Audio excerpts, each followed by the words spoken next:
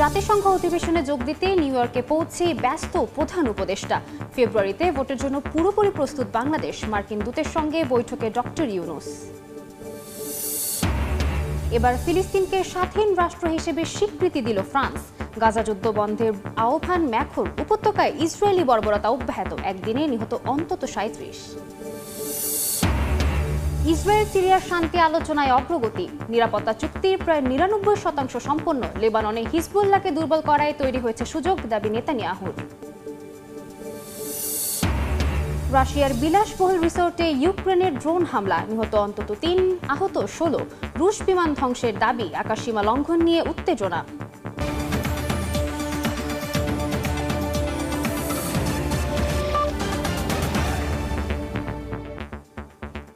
আন্তর্জাতিক সময়ের সঙ্গে আছি আমি সাদিয়া তাসনিম।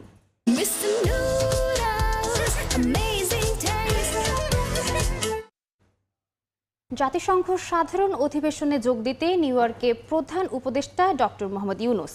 সোমবার যুক্তরাষ্ট্রের স্থানীয় সময় বিকেলে জন এফ কেনেডি আন্তর্জাতিক বিমানবন্দরে প্রধান উপদেষ্টাকে অভ্যর্থনা জানান ওয়াশিংটনে বাংলাদেশের রাষ্ট্রদূত তারেক মোহাম্মদ আরিফুল ইসলাম এবং জাতিসংঘ মিশনের স্থায়ী প্রতিনিধি সালাউদ্দিন নোমান চৌধুরী। বিএনপি ও জামায়াতের নেতাকর্মীরাও প্রধান উপদেষ্টাকে স্বাগত জানান। ২৬ সেপ্টেম্বর জাতিসংঘে ভাষণ দেবেন প্রধান উপদেষ্টা। নিউ ইয়র্ক থেকে হাসানুজ্জামান সাকির রিপোর্টে বিস্তারিত। জাতিসংঘ সাধারণ পরিষদের অধিবেশনে যোগ দিতে নিউ ইয়র্কে পৌঁছেছেন প্রধান উপদেষ্টা ডক্টর মোহাম্মদ ইউনূস।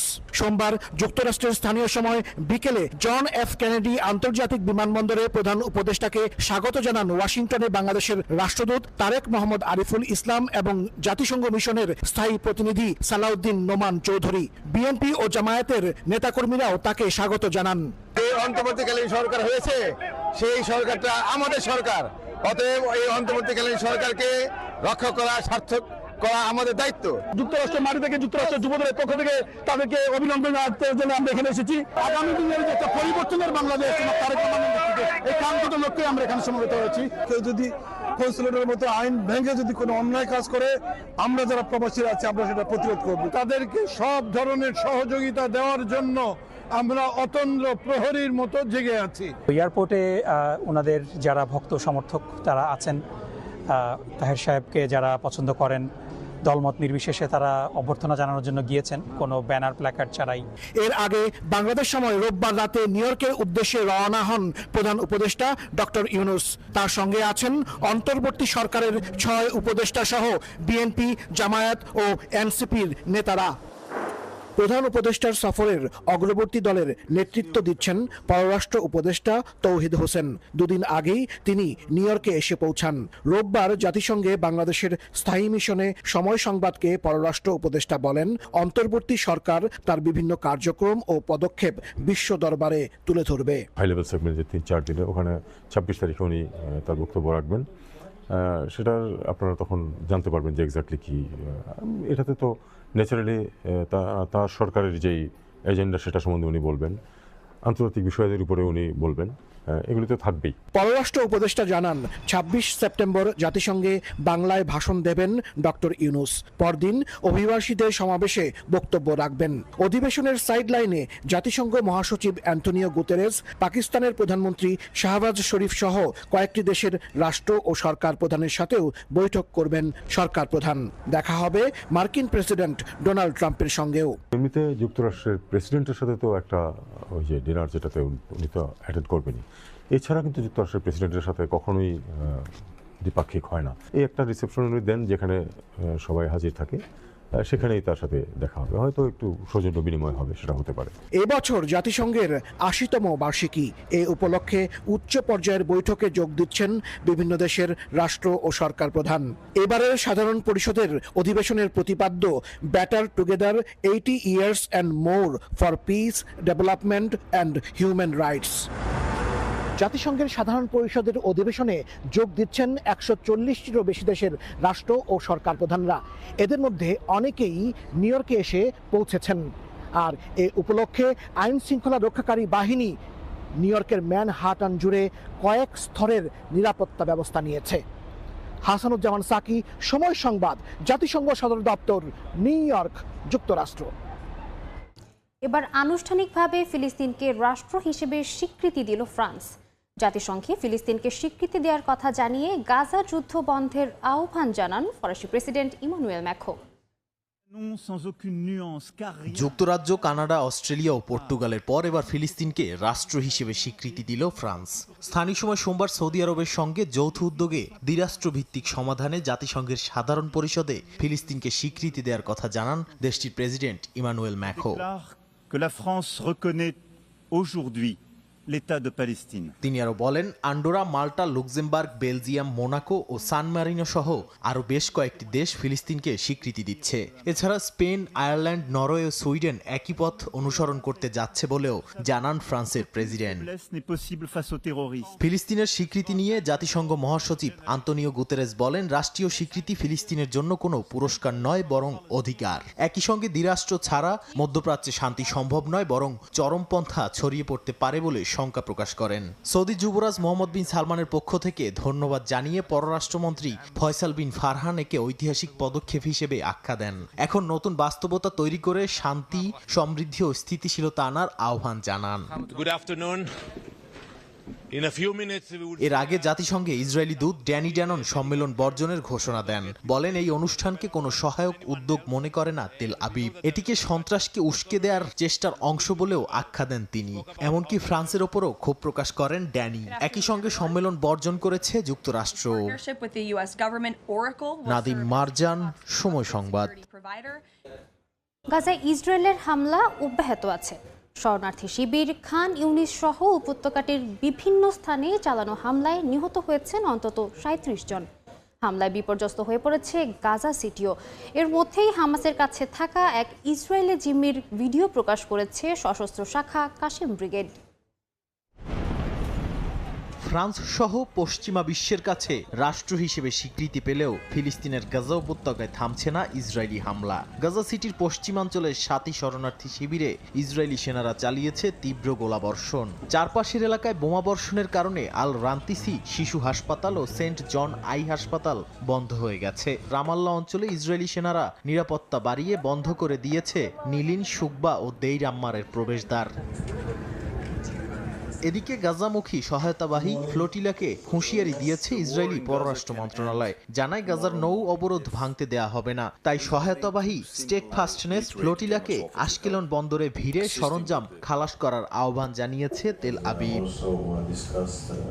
নাদিম মারজান, সময় সংবাদ। বিশ্বের অন্তত ৪৫টি দেশ এখনও ফিলিস্তিনকে রাষ্ট্র হিসেবে স্বীকৃতি দেয়নি।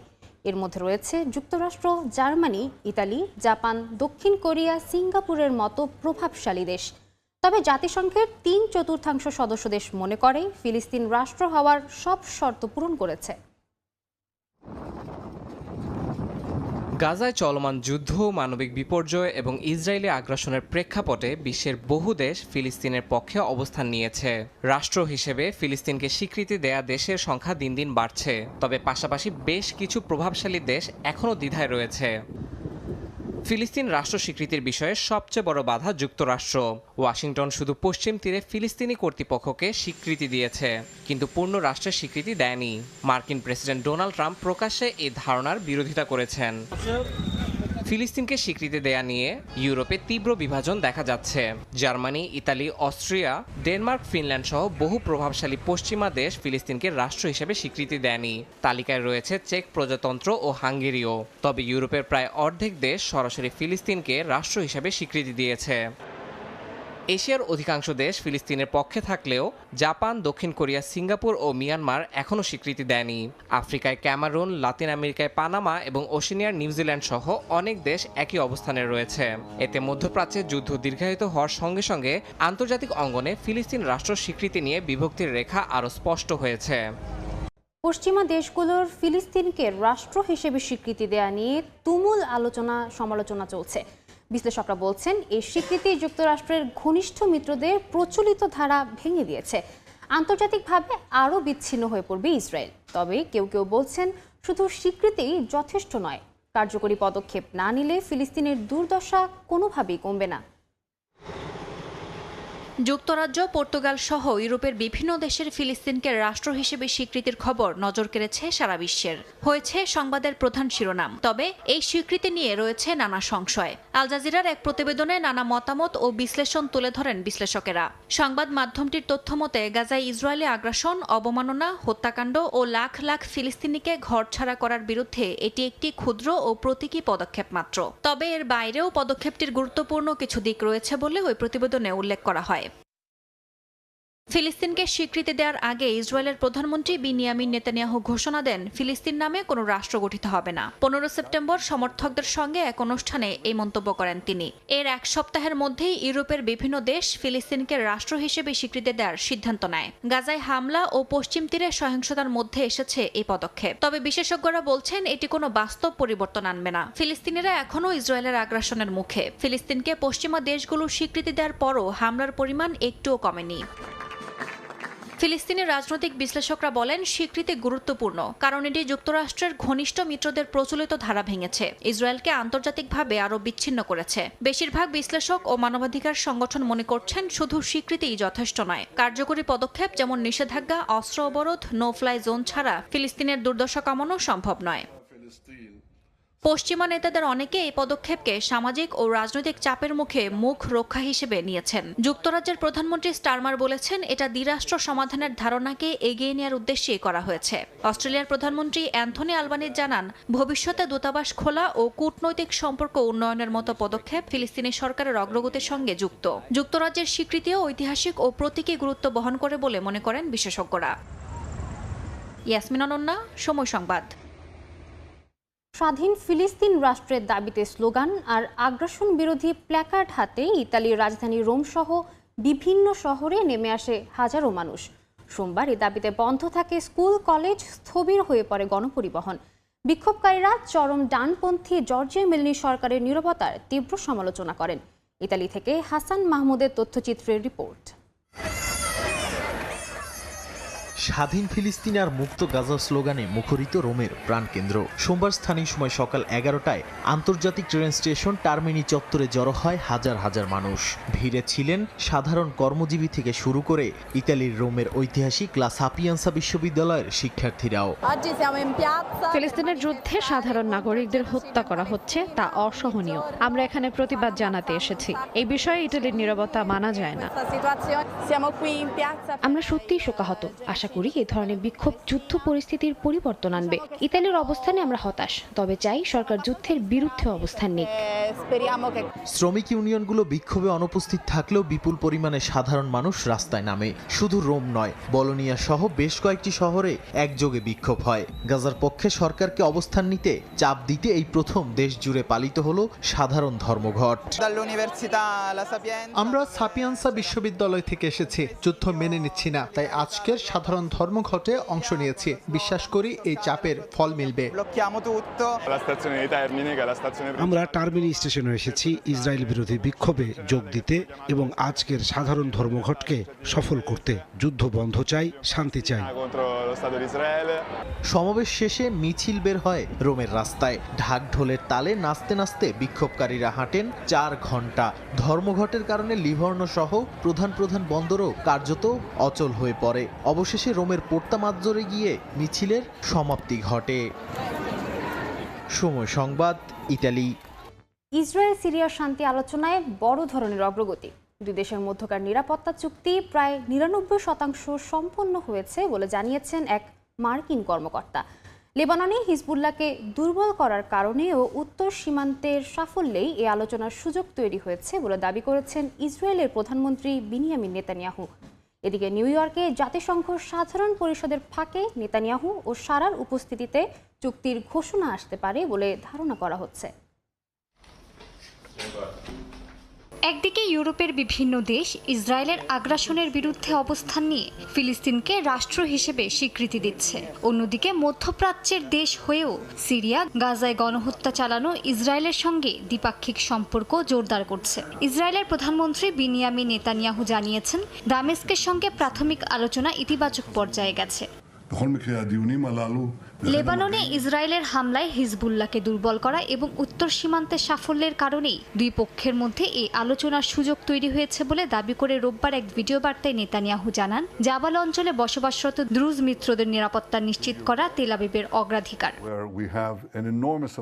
মার্কিন গণমাধ্যম টাইমস অফ ইসরায়েলকে দেয়া এক সাক্ষাৎকারে ট্রাম্প প্রশাসনের এক জ্যেষ্ঠ কর্মকর্তা বলেন, ইসরায়েল ও সিরিয়ার মধ্যকার নিরাপত্তা চুক্তি প্রায় 99% সম্পন্ন হয়েছে। আগামী 2 সপ্তাহের মধ্যেই চুক্তির ঘোষণা আসতে পারে বলে ধারণা করা হচ্ছে। মূল বাধা এখন কেবল ঘোষণার সময়সূচি এবং সিরিয়ার অভ্যন্তরীণ রাজনৈতিক বিবেচনা। তবে নিউ ইয়র্কে জাতিসংঘ সাধারণ পরিষদের ফাঁকে নেতানিয়াহু ও সারার উপস্থিতিতে চুক্তির ঘোষণা আসতে পারে বলে ধারণা করা হচ্ছে। জাতিসংঘ সাধারণ পরিষদের 80তম অধিবেশনে অংশ নিচ্ছেন সিরিয়ার প্রেসিডেন্ট আহমেদ আল সারা। এর মাধ্যমে 1967 সালের পর প্রথমবার কোনো সিরীয় নেতা বিশ্বমঞ্চে বক্তব্য রাখতে যাচ্ছেন। নিউ ইয়র্কে পৌঁছেই তিনি প্রবাসী সিরীয়দের ঐক্যবদ্ধ থাকার আহ্বান জানিয়েছেন।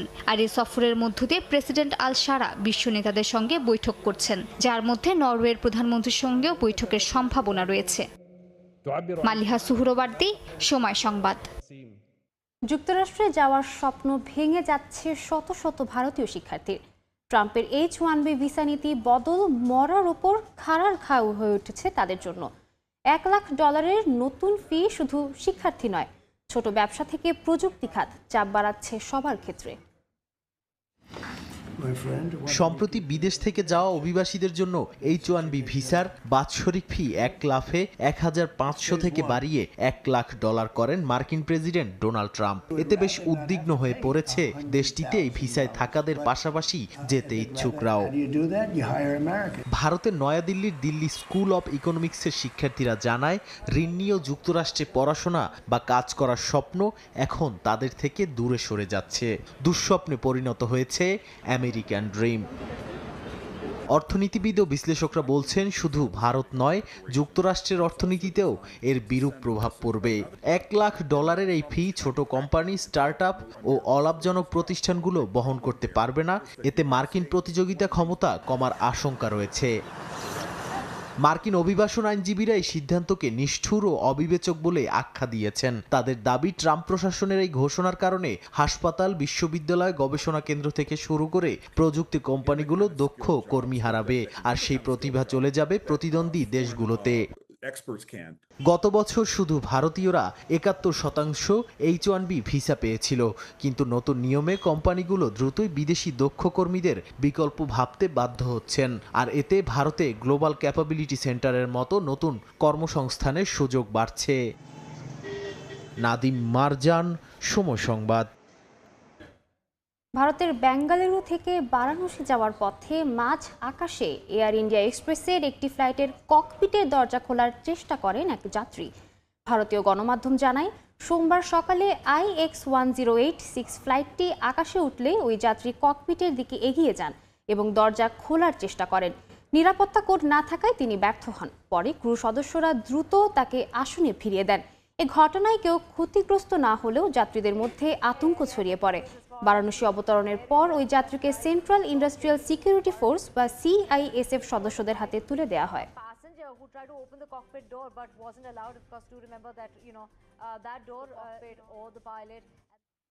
আকাশে ড্রোনের উপস্থিতি টের পেয়ে হঠাৎ বন্ধ হয়ে যায় ইউরোপের ব্যস্ততম কোপেনহেগেন বিমানবন্দর। কয়েক ঘন্টা ধরে স্থবির হয়ে পড়ে আকাশপথে যাত্রী চলাচল। ডেনমার্কের রাজধানী কোপেনহেগেন বিমানবন্দরের আকাশ সীমায় সোমবার রাতে অন্তত 2 থেকে 3টি বড় ড্রোন দেখা দেয়। এরপর রাত 8:30 থেকে পুরো আকাশ সীমা বন্ধ করে দেয় কর্তৃপক্ষ। এ সময় কোনো ফ্লাইট ওঠানামা করতে পারেনি। অন্তত 20টি ফ্লাইট বাতিল হয়। আরও কয়েক ডজন ফ্লাইট অন্য বিমানবন্দরে ঘুরিয়ে দেওয়া হয়। চীনের নৌবাহিনীতে নতুন দিগন্তের উন্মোচন। অত্যাধুনিক বিমানবাহী রণতরী ফুজিয়ানে প্রথমবারের মতো সফলভাবে পরীক্ষামূলক উড্ডয়ন ও অবতরণ করেছে J-15T, J-35 মতো যুদ্ধ বিমান।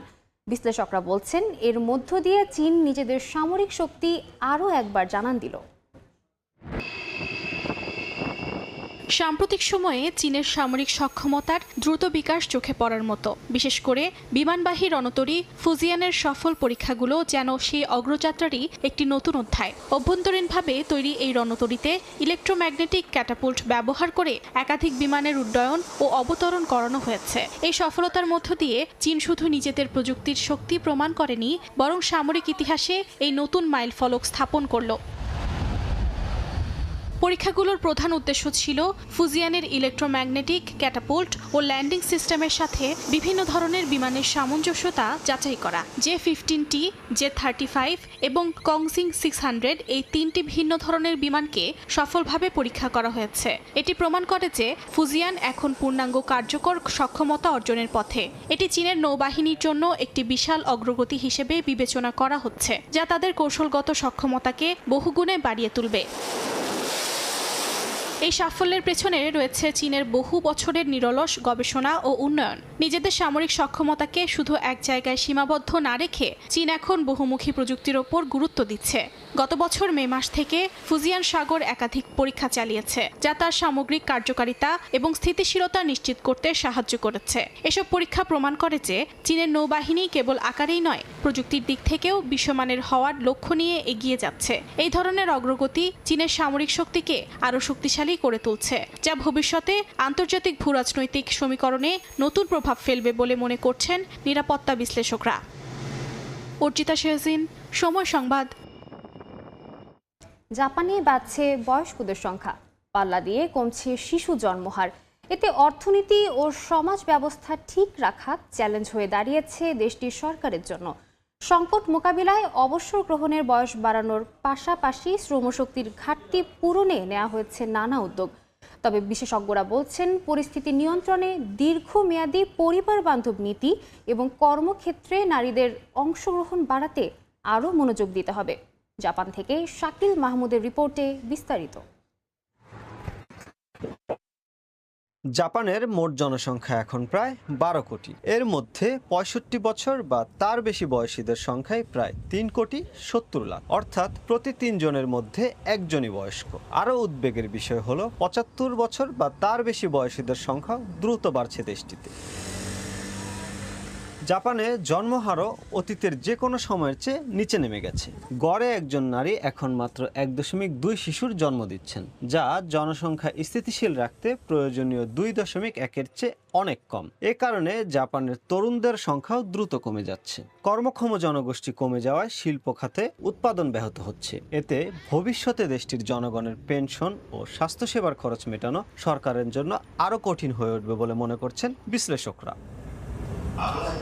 চলমান এই সংকট মোকাবিলায় নানা উদ্যোগ নিয়েছে দেশটি। বয়স্কদের কর্মক্ষেত্রে সক্রিয় রাখার জন্য অনেক কোম্পানি অবসর গ্রহণের ক্ষেত্রে বয়স সীমা বাড়াচ্ছে। পাশাপাশি রোবট, কৃত্রিম বুদ্ধিমত্তা এবং অটোমেশন ব্যবহার করে শ্রমশক্তির ঘাটতি পূরণের চেষ্টা চলছে। বিদেশি কর্মীদের জন্য নতুন ভিসা প্রোগ্রামও চালু করে বিভিন্ন খাতে তাদের অন্তর্ভুক্ত করারও পরিকল্পনা নেওয়া হয়েছে।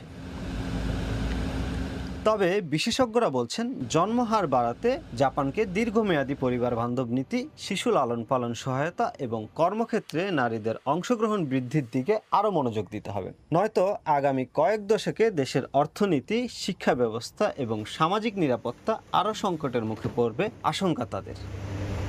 মোহাম্মদ শাকিল মাহমুদ, সময় সংবাদ, জাপান। লন্ডনে বাংলা টাউনের ব্রিকলেন বললেই চোখের সামনে ভেসে ওঠে ব্রিটেনের কারি শিল্পের উত্থানের গল্প। একসময় যে শিল্প ব্রিটিশ অর্থনীতিতে রেখেছিল বিশেষ ভূমিকা, সময়ের আবর্তে তা হারাতে বসেছিল জৌলুস। 3 দিন ব্যাপী ব্রিকলেন কারি ফেস্টিভ্যাল আয়োজনের মধ্য দিয়ে আবারও ভোজন রসিকদের ব্রিকলেনে ফিরিয়ে আনার চেষ্টা। লন্ডন থেকে বিস্তারিত শোয়েব কবিরের প্রতিবেদনে।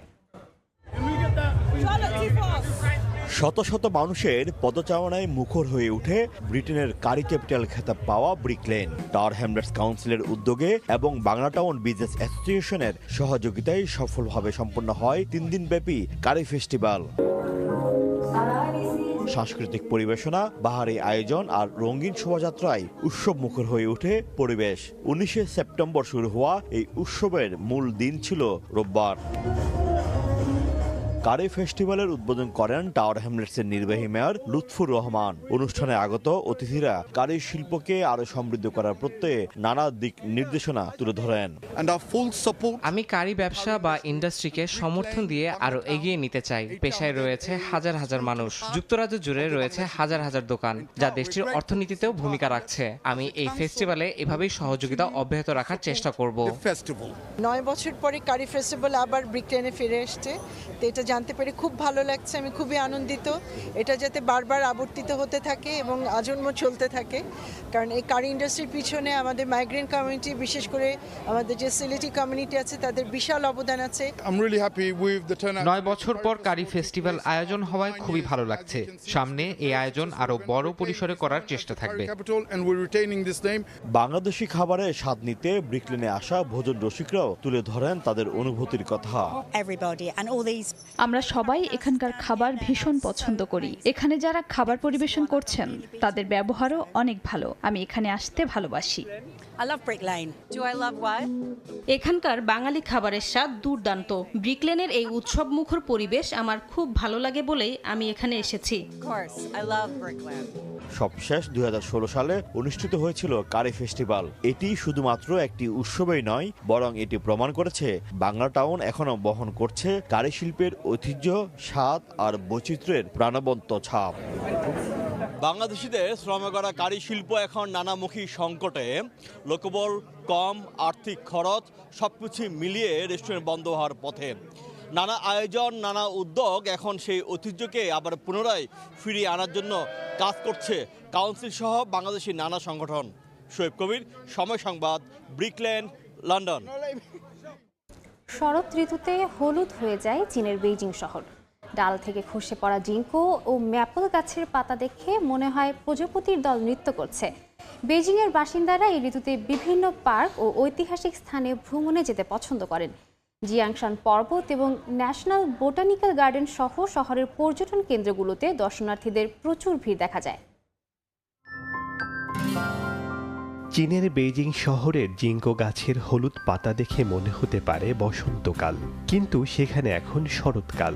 এই ঋতুতে জিঙ্কো গাছের পাতা সবুজ থেকে হলুদ রং ধারণ করে। এই গাছের সোনালী রঙের পাতাগুলো যখন ডাল থেকে খসে পড়ে তখন সেগুলোকে নৃত্যরত প্রজাপতির মতো দেখায়। এ কারণে পর্যটকদের আকর্ষণের জায়গায় পরিণত হয়েছে বেইজিংয়ের অলিম্পিক সেন্টার। তবে ম্যাপল গাছের লাল রঙের পাতা ঝরে পড়ার দৃশ্য হৃদয় কেড়ে নেয় দর্শনার্থীদের। এ ঋতুতে জিয়াংশান পর্বত এবং ন্যাশনাল বোটানিক্যাল গার্ডেন সহ বেইজিংয়ের পর্যটন কেন্দ্রগুলোতে ভিড় জমায় দর্শনার্থীরা। বিশেষ করে পশ্চিম বেইজিং প্রকৃতিপ্রেম এবং আলোকচিত্রী উভয়কেই মোহিত করে। শরতের নীলাকাশ আর মনোরম তাপমাত্রায় বেইজিংয়ের বাসিন্দারা প্রাকৃতিক সৌন্দর্য উপভোগ করতে বিভিন্ন পার্ক ও ঐতিহাসিক স্থান ভ্রমণে যেতে পছন্দ করেন। শেখ সাদি মারজান, সময় সংবাদ। সুইজারল্যান্ডের আল্পস পর্বতে দ্রুত গতিতে গলছে একের পর এক হিমবাহ। ওবারগুমসের গ্রাইস হিমবাহ অনেকটা মৃত্যু পথযাত্রী, আর কয়েক বছরের মধ্যে সেখানে বরফ পুরোপুরি হারিয়ে যাবে বলে সতর্ক করেছেন বিশেষজ্ঞরা। এরই মধ্যে 2016 থেকে 2022 সালের মধ্যে সুইজারল্যান্ড হারিয়েছে প্রায় 100 হিমবাহ।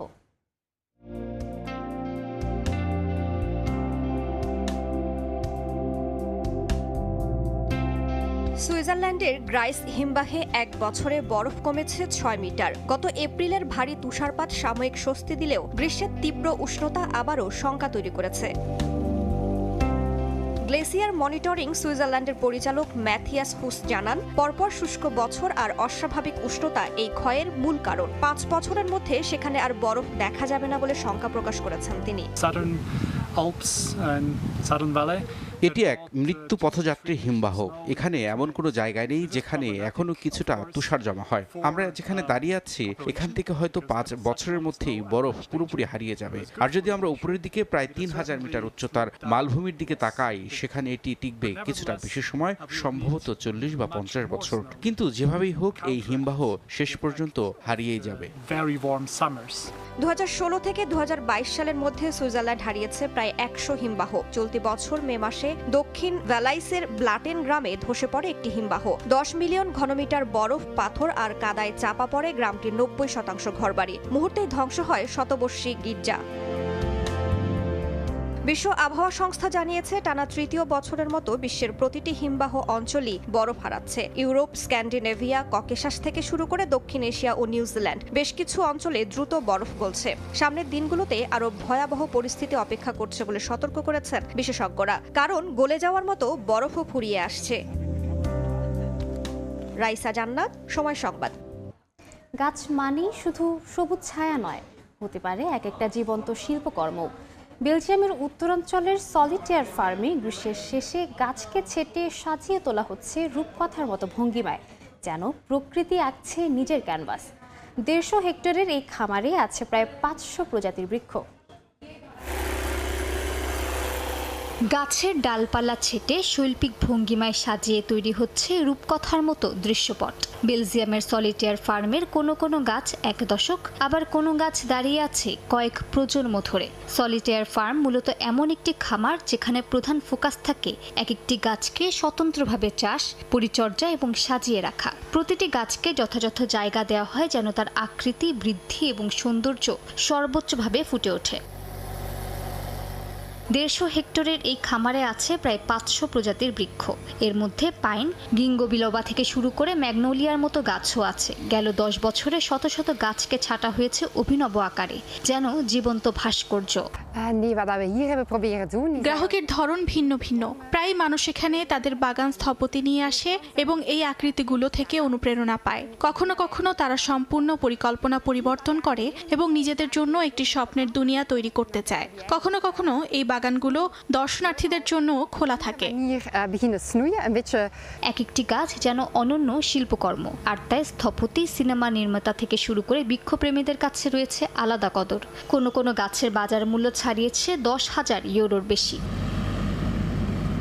সলিটেয়ার ফার্মের যত্ন আর দীর্ঘমেয়াদী পরিচর্যায় থাকা এসব গাছ যেন বদলে দিয়েছে প্রকৃতির আলোকচিত্র প্রদর্শনী। ঋতু পরিবর্তনের সঙ্গে সঙ্গে গাছগুলোর রং, আকার আর ভঙ্গিমায়ও আসে ভিন্নতা, যা দর্শকদের সামনে হাজির করে নতুন নতুন চমক।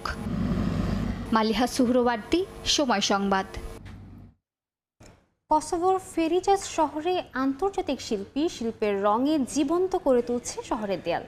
এই শিল্পকর্ম পর্যটক ও স্থানীয়দের জন্য শহরকে নতুন অভিজ্ঞতার কেন্দ্র হিসেবে গড়ে তুলছে। ফেরিজাজে 200টিরও বেশি দেয়াল চিত্রকর্ম রয়েছে। বিশাল উঁচু দেয়ালে শিল্পকর্মের ছোঁয়া, যা জীবন্ত করে তুলেছে শহরটিকে। শহরের এই রঙিন রূপ দেখে বিস্ময় প্রকাশ করছেন দর্শনার্থী ও পর্যটকরা। এমন চিত্রের দেখা মিলল কসোভোর ফেরিজাজ শহরে। ফেরিজাজের খোলা দেয়ালগুলোতে বিশ্বের নানা দেশ থেকে আগত শিল্পীরা তাদের রং শিল্পকর্ম উপস্থাপন করেছেন। জার্মান শিল্পী কেস ম্যাকলেইম দেয়ালে ফুটিয়ে তুলেছেন একজন নারীর অবয়ব। অন্যদিকে যুক্তরাষ্ট্রের শিল্পী জেন প্রেটার ফেরিজাজ পৌরসভা ভবনের দেয়ালে একটি কালো পাখির ছবি এঁকেছেন। তিনি জানান, শুধু কিছু রং ব্যবহার করে পরিবেশ বদলে দেওয়া সম্ভব। দেখতে অসাধারণ লাগে যে মাত্র কিছু রঙের মাধ্যমে পুরো পরিবেশকে সম্পূর্ণ বদলে ফেলা যায়। এখানে এসে দেখছি স্থাপত্য বা বড় কিছু পরিবর্তন করতে হয় না, কিছু শহরকে জীবন্ত করে তোলা যায়, যা শহরের সঙ্গে মানুষের ভালোবাসা তৈরি করতে পারে। পাশাপাশি এটি শহরকে অন্যভাবে দেখার সুযোগ দেয়। ফেরিজাজে 200টিরও বেশি দেয়াল চিত্রকর্ম রয়েছে, যা 1998 থেকে 1999 সালের যুদ্ধের ঘটনা, দারিদ্র্য, পরিবেশগত বিষয় এবং স্থানীয় মানুষের প্রতিকৃতি তুলে ধরে। প্রতিটি ছবি কেবল রং নয়, বরং শহরের গল্প, ইতিহাস ও সামাজিক বার্তাকে জীবন্ত করে তোলে। অর্জিতা শেহজিন, সময় সংবাদ।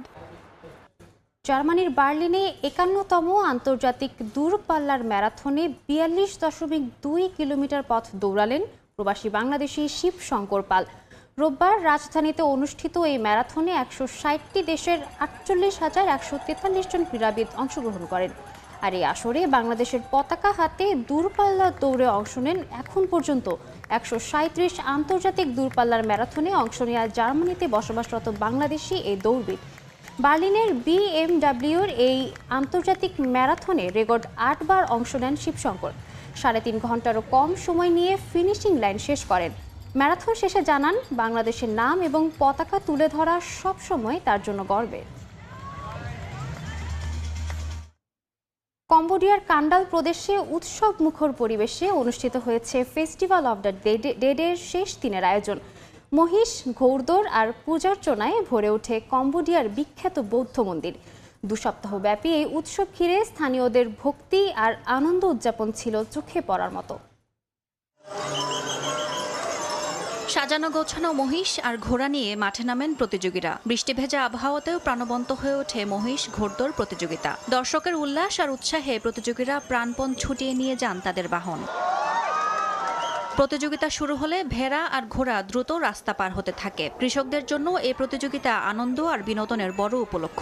তারা কাজের ফাঁকে বছরে একবার মেতে ওঠেন এই খেলায়। দর্শকদের মধ্যে ছিলেন অনেক নারীও, যারা প্রতিযোগীদের উৎসাহ দিতে হাজির হয়েছিলেন।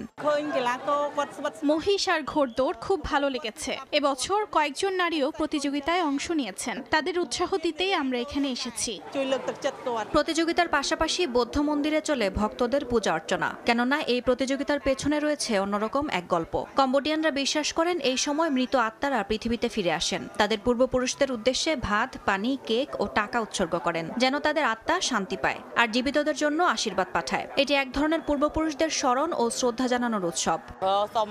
আমি আজ খাবার উৎসর্গ করেছি আমার পূর্বপুরুষদের জন্য। তাদের কাছে প্রার্থনা করেছি যেন তারা আমাদের সন্তানদের সুখ আর ব্যবসায় সাফল্য দিয়ে আশীর্বাদ করেন।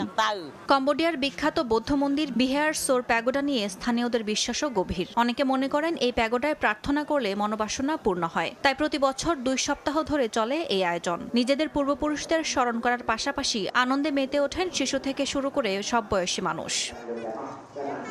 ইয়াসমিন অনন্যা, সময় সংবাদ।